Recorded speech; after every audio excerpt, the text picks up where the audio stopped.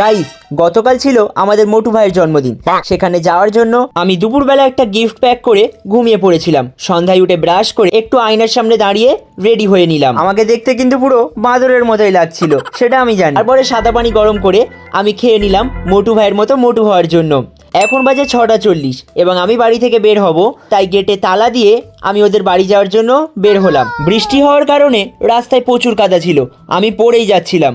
এরপর আমি ওদের বাড়ি পৌঁছালাম, কিন্তু গিয়ে দেখি বাড়িতে কিছু সাজানোই হয়নি এবং সমস্ত সাজানোর দায়িত্ব আমার উপর পড়ে। তাই দেরি না করে আমি আর এই ভাই মিলে দুজনে চলে গেলাম ডেকোরেশনের জিনিসগুলো কিনতে এবং সেগুলো কেনার পরে আমরা ফেরার পথে দুজনে ফুচকা খেয়ে নিলাম। আমার মতো কে কে একটা ফুচকা একবারেই খেতে পারো কমেন্ট করো। তারপরে আমরা বাড়ি ফিরে এলাম এবং বাড়ি ফিরে দেওয়ালে আমি হাত দিয়ে মাপ নিচ্ছিলাম। এপার ওপার আঠাওয়ালা টেপ দিয়ে আমি বেলুনগুলোকে আটকাচ্ছিলাম। তারপরে আমরা যে হ্যাপি বার্থডে লেখাটা কিনে এনেছিলাম বোন আর আমি মিলে সেটাতে দড়ি লাগাচ্ছিলাম। সেটা দিয়ালে এরকম ভাবে দিলাম, প্রথমে হ্যাপি এবং তারপরে বার্থ এবং তারপরে ডে।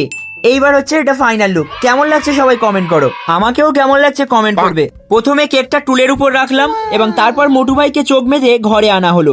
সবকিছু দেখে ওর হাসিটা সত্যিই দারুণ ছিল। এরপর ও কেক কেটে প্রথমে ভাইদেরকে দিল, মাকে দিল। যদিও ওর প্রথমে মাকে দেওয়া উচিত ছিল, আমার মুখের অবস্থা প্রচুর খারাপ করে দিয়েছিল ওরা। তবে যাই হোক, এই ছোট ছোট মুহূর্তগুলো কিন্তু আমাদের জীবনের সব থেকে সুন্দর স্মৃতি হয়ে থাকে। টাটা সবাইকে, দেখা হচ্ছে পরের ভিডিওতে।